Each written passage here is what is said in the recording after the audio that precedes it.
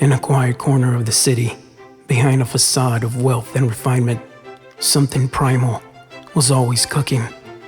His name was the Glutton, and for years he'd been feeding a hunger no normal man could satisfy. In the dining room, candlelight flickers across the long mahogany table.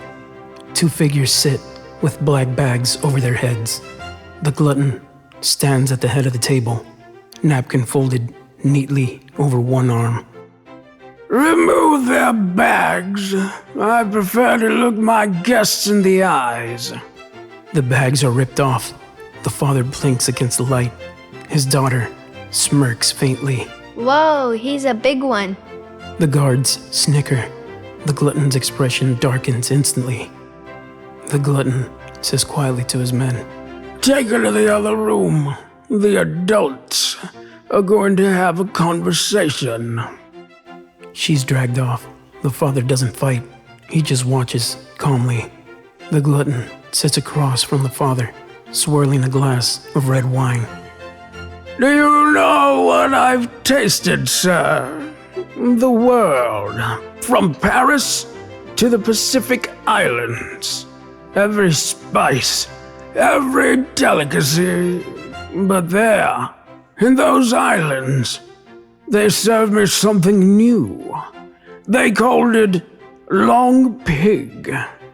I didn't know what it was until after the first bite. When I found out that it was human flesh, I fell in love. He smiles to himself. Then I met a man who could provide it. Frank, or you might know him as the Butcher. He had a failing diner off the interstate. I offered him wealth beyond his wildest dreams, if he'd keep me supplied with that perfect flavor. And he did, until someone killed him. You and your daughter. The father says calmly, How do you know it was us? The Glutton smirks. Frank was under surveillance. Cameras in every room.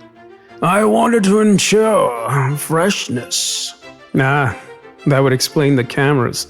The Glutton pauses, frowns slightly. You knew about them? While Frank was knocked out, I noticed them. But there was no recording setup, no hard drives, no monitors.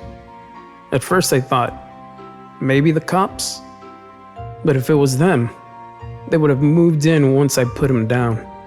So I figured someone else had an interest in Frank's work. The Glutton's expression wavers for the first time. Who are you? He studies the father's calm expression. No anger, no fear, even though his daughter was dragged away. The Glutton's voice trembles slightly.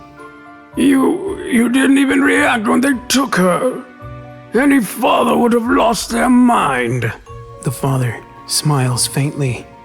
No, she can handle herself. By the way, why did it take you so long to find us? We were expecting you days ago. The Glutton stands, suddenly shouting, Men, now! Gunshots echo from the other room, muffled screams, then silence. The radio crackles. Nothing. The door creaks open. The daughter walks in, calm as ever, wiping blood from her knife. The daughter grins. Got my knife back. And my headphones.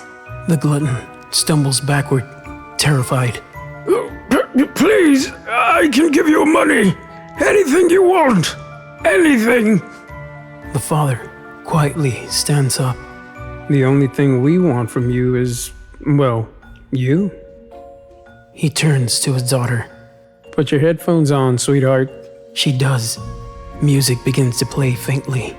Her face calm as muffled screams and wet, brutal sounds fill the background. Moments later, silence. The Glutton's body lies slumped in his own chair. The father wipes his hands and motions to his daughter. Baby, get the letter ready. She slips a folded paper onto the table, scrawled in red ink. Here's a freebie. The butcher's best customer. You're welcome. They walk out together, laughing softly, the sound of her music echoing faintly behind them. The glutton thought he was a predator, but there's always someone hungrier